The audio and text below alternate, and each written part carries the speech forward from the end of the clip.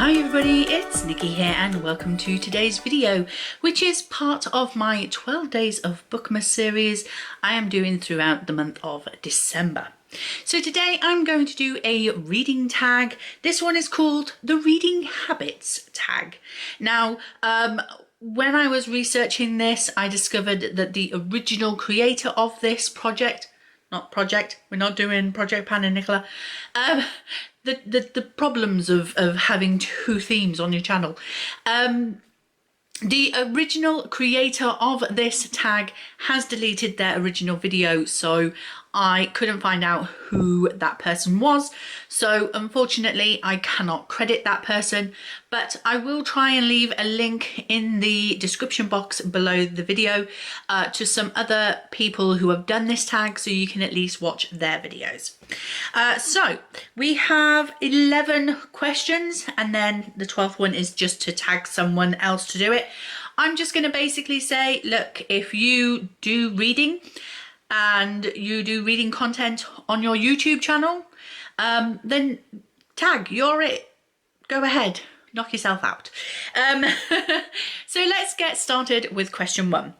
Do you have a certain place at home for reading? Yes, I do. I bought a chair specifically to put into my reading room to use as a reading chair. My husband carried it all the way home from the local charity shop. He has never let me forget it. God bless him, he's strong, but it was an awkward style chair to carry.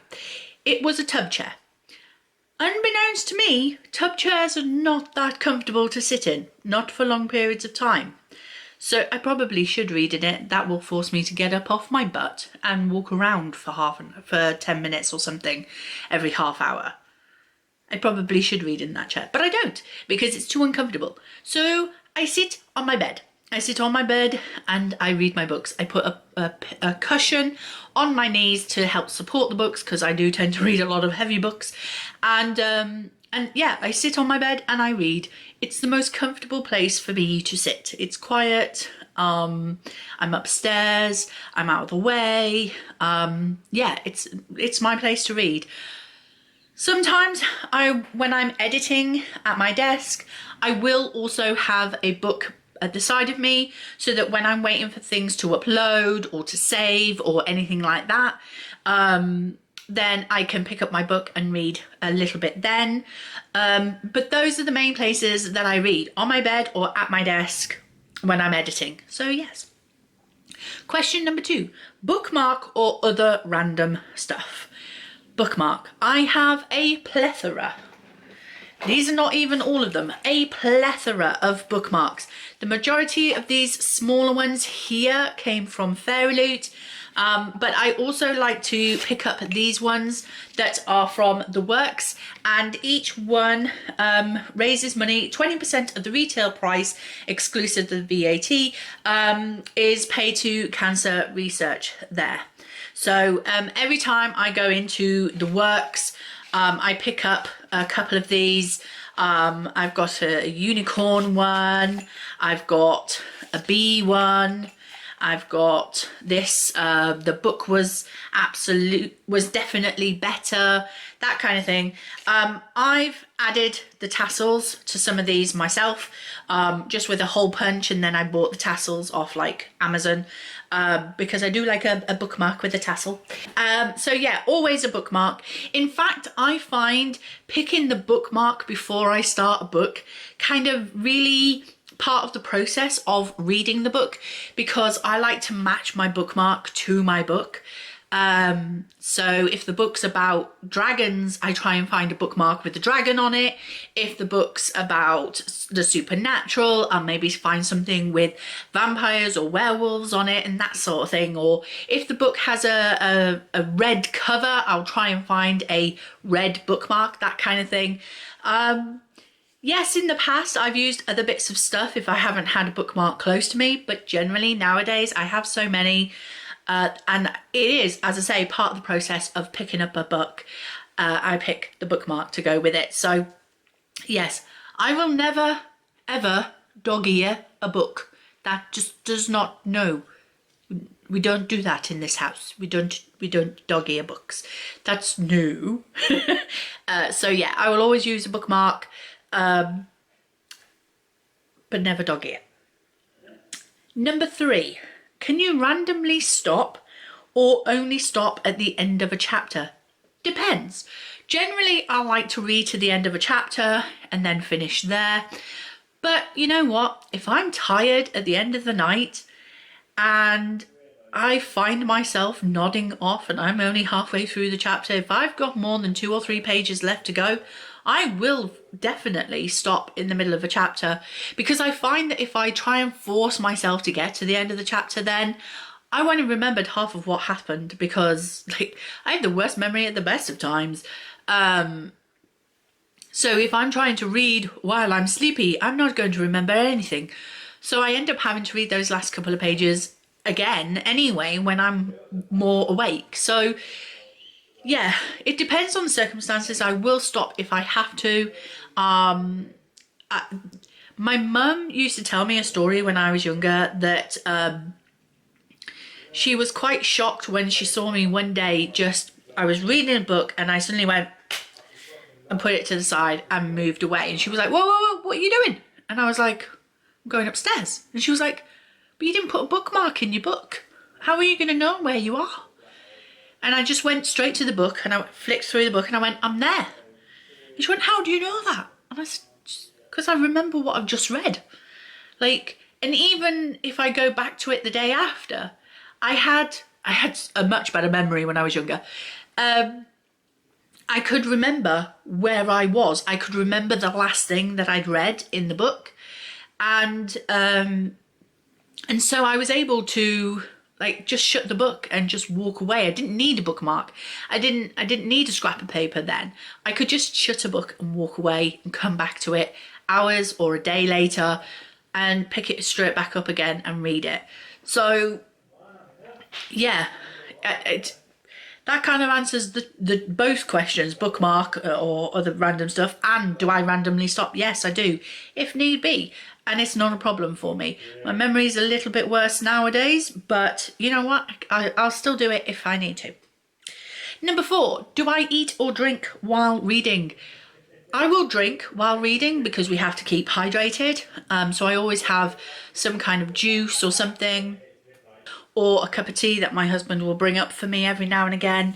Yeah, always having a drink close by. But eating while reading, not so much.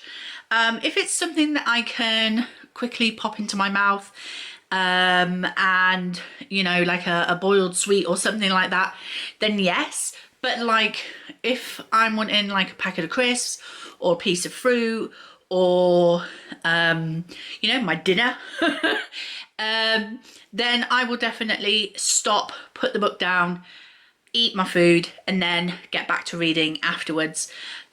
Generally because I don't want to have like sticky fingers all over my books. So that's the reason why I do that. Plus as well, it gives my eyes a break, you know, from the strain of reading. I do wear glasses generally, normally. I don't for filming because of the glare from the lights. But yeah, I give my eyes that little bit of a break. Okay, sit down, put the book down and have a packet of crisps or something as a bit of a break in my reading. And yeah, so drinking while reading, yes. Eating while reading, no. Not unless it's a book I can't put down. And that happens rarely, but if it's a book that just like I go to put it down, but I want to pick it back up again, then yeah, I'll read while I'm eating, but that happens on a rare occasion. It's only happened a couple of times. Number 5, multitasking. Do you listen to music or watch TV while reading?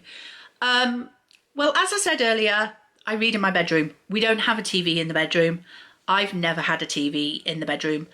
I don't see the point. I don't watch a lot of TV anyway. I'll watch more YouTube or Netflix rather than TV. So we don't have a TV in the bedroom. No point. So I don't watch TV, but listen to music while I'm reading? Absolutely.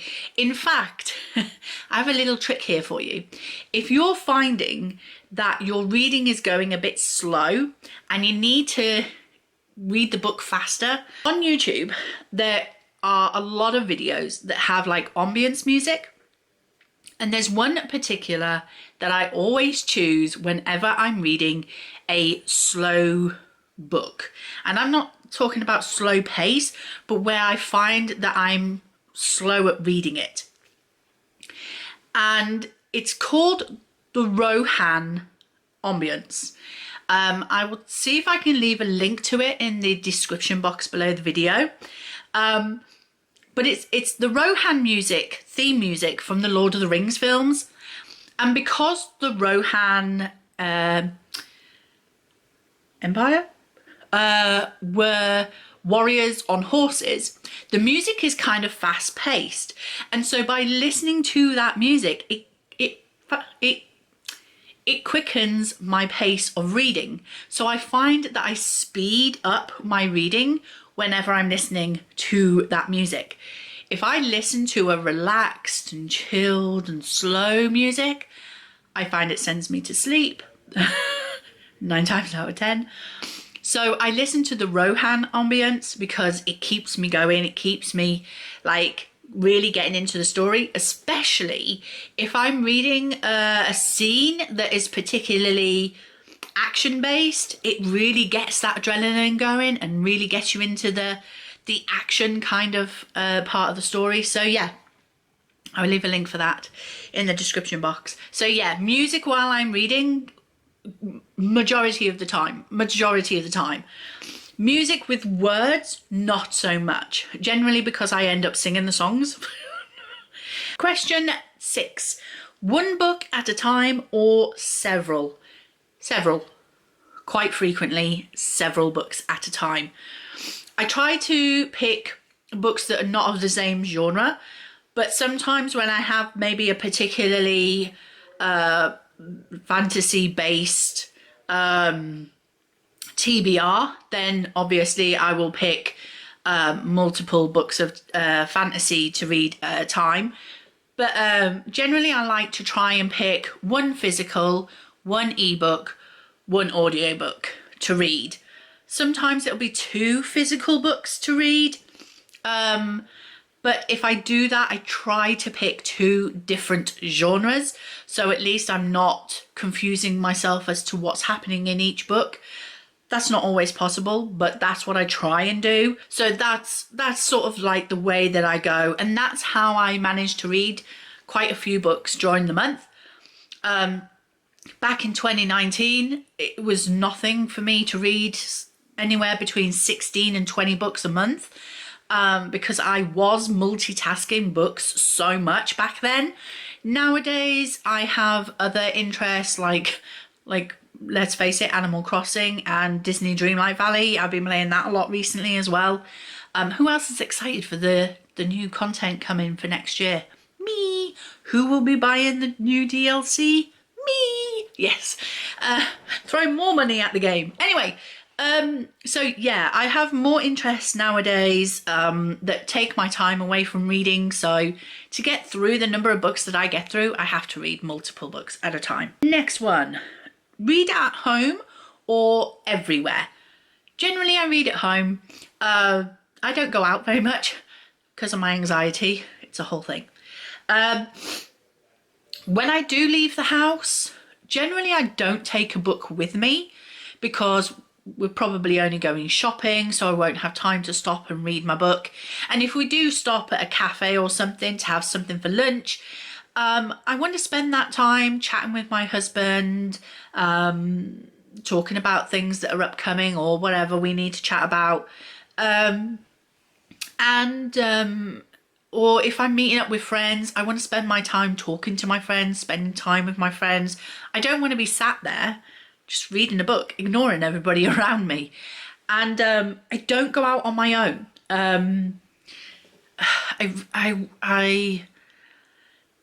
It's very rare now I will leave the house on my own and go off and do something on my own. If I leave the house on my own, it's probably because I'm meeting up with other people. But I will very rarely go out and do shopping on my own or go to places on my own because of my anxiety. I can't I can't do that. So I feel rude if I'm with other people and I whip out my book and just start reading in front of them. Like, what's the point in meeting your friends if you're just going to sit there and read? So I generally just read at home. Next question, do you read out loud or in your head? When I was younger, I would read out loud. I remember my mum and my auntie one day just coming into my bedroom and just standing in the doorway. And I was like, what? And they were like, well, we're just interested in the story. What's happening next? And I was like, I don't know. And so yeah, I think it was the drama queen in me. I did a lot of drama when I was at school. And so I would basically act out the story. I would put on the voices. I would change up the tempo if the action was really starting to happen, or I would slow things down if it was just a chill moment in the book. So I would read it almost like a play and act it out like a play. And yeah, I guess my mum and my auntie were quite entertained by me back then. Nowadays, I read in my head. You know, I'm still a drama queen.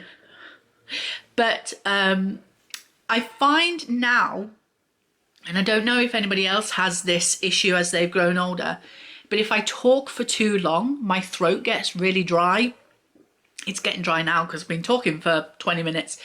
And before that, because I filmed another video. But it gets really dry and I start to cough. So I read in my head now because it's just easier. I'm not quite the drama queen I used to be.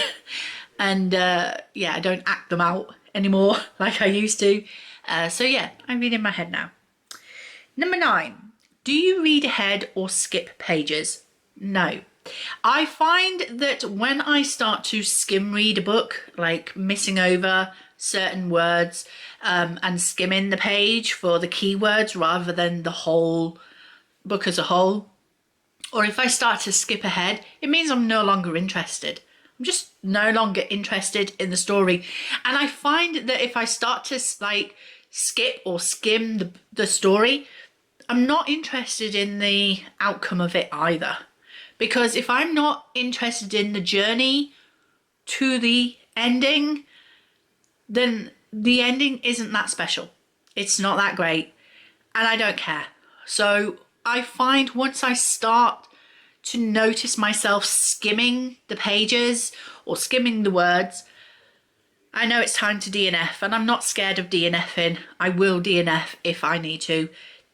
The world is full of books that I can move on to and enjoy and not skim, that I don't need to waste my time on reading books that aren't for me. And it's nothing to say bad about the book. It's just that my personal interest is not in that book. There are millions of books in the world because there are millions of readers in the world, and we don't have to enjoy all of the books. We can say, you know what, that's not for me. And that's fine, that's okay. And I'm beginning to realise that now. I've been trying to force myself to read classics and graphic novels. And I'm just beginning to realise this year specifically, I'm not interested. I'm just not interested. A lot of graphic novels have quite graphic, like sexual things in them, artwork and stuff, and I don't care for that. Yes, I read my smut, but it's smut that's leading to romance, you know, and I would die for you kind of thing. Whereas the smut that's in graphic novels tends to be for graphic purposes, and that I don't play with. I don't like that. And classics, apart from Dracula and Wuthering Heights, more like the gothic classics, I tend to love those more than any other type. So I don't want to force myself to continue to read these other boring classics that I have read, like Pride and Prejudice. I found that so boring. It's just not for me, and I'm through with trying to force myself to read those kinds of books. So yeah, if I start to skim or skip pages, it means DNF it. Move on. Get the next book. So yeah, that's what I do. Number 10. I don't even want to read this question out. It hurts. Whew. Deep breath. Told you I'm a drama queen. Do you break the spine? Or try and keep them as new?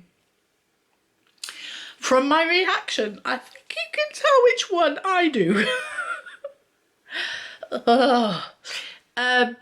No, I don't break the spine. No. No, absolutely not. No way. I have loaned some of my books to like friends and family, and I remember loaning my copies of the Ugly series to a friend of mine, and when I gave them across to her, she said, "Oh, I'll read them after you have. Don't worry about it." And I went, "I have read them." And she went, "But these are new." And I went, "No, they're not. I've had them ages." And she went, but they look new. And I was like, I'm fully aware. And she thought I'd not even read them because there was no breaking of the spine or creasing of the spine even. And so yeah, and then recently in the last year, my daughter borrowed the Heartstopper comic novels, and she said to me that she was so careful when she was reading them so that she didn't break the spines because she knew how I am with that. And I was like, that's fine. You don't have to be crazy like me. And she was like, no. I was like, don't, like, her boyfriend went to pick one up and she was like, don't touch it. They're my mum's. And yeah, like she makes it out like, you know, yes, I am very protective of my books. Let's not be about the bush. I am very protective about my books, but I don't expect other people to be that way. You know, so if I loan a book to a friend, as long as it doesn't come back covered in coffee stains with dog-eared pages and the spine so broken that the pages are falling out, I don't mind if my friends crease the spine. I don't mind if, you know, it comes back looking red, because that's what books were made for. They're made for being read. And so I'm careful about reading. And the reason why I don't break my spines or even crease my spines, some of the, like the bigger books, yes, you can't help that, but I'm always very careful about it. But the reason why I'm so careful about this is, well, story time. So, once upon a time, I was a teenager. Yeah. Who knew? And I remember my mum every month used to get a subscription box of books. I thought this was the most amazing thing in the world. She got books sent to the door. Blew my mind. And inside were, I think she used to get 3 or 4 a month of Mills and Boon books. Now, I believe in America they're known as Harlequin, but they're Mills and Boon here in the UK. They're still around, they're still here, and my mum used to get a subscription box worth of them every month. And I remember her getting this box and opening it up, taking out each book, looking at the cover, reading the blurb on the back, and then she would put them on her bookshelf. Like we had these like, they weren't proper, like they weren't full on bookshelves. They were those that had shelves at the top but cupboards at the bottom. And on one set of shelves we had the A to Z Britannica encyclopedia books. So there was like 24 books there or whatever, 25, whatever it is, worth of the encyclopedias that my dad had bought, and somehow my mum ended up with them in the divorce. And then the top shelf was all my mum's Mills and Boons. And I would say to her, can I read them, Mum? Because, like, I don't ever remember going to the library for my books. I had my books that she bought me for, like, birthdays and Christmases, and I had books that I could get from school, but I never remember actually going to a library and getting books out at a library. So I had read and reread my books over and over again, and I was always looking for new books to read. And she would say to me, no, you're not allowed these books. And I couldn't understand it. They were books. Why can't I read the books? I mean, I was a teenager. I knew they were smutty books, but I'd seen worse on TV, you know? So I would ask my mum, can I read them? And she'd say, no, you're not allowed. So what I used to do instead was I used to pinch them, steal them upstairs to my room, read the Mills and Boons. I mean, I was 15, 16 at the time, okay? I wasn't too young. Read them and then sneak them back down and put them back on the shelf. She wouldn't notice because I would sort of shift the books so that there wasn't like a space left when I took the book. I would shift the books so they were kind of merged together. And I don't know if she did know that I did that, but I did it.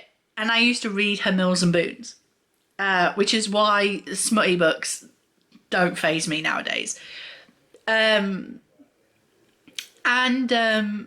so because I was stealing these books from my mum and I wasn't supposed to read them, I learned to read them in such a way that I didn't break the spines.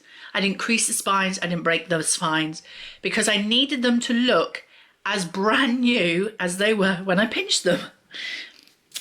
So I learned to read with the book barely open and sort of shift it around like this so that I could read it without breaking the spine. And that habit has just stuck with me. So that's why I don't break the spines or crease the spines on most of my books. I'm a little bit more relaxed nowadays, but I can't stop myself with that habit. So yeah, most of my books, despite some of them being read more than once, they still look pretty new. So yeah, my books look like new. And the final question is, do you write in books?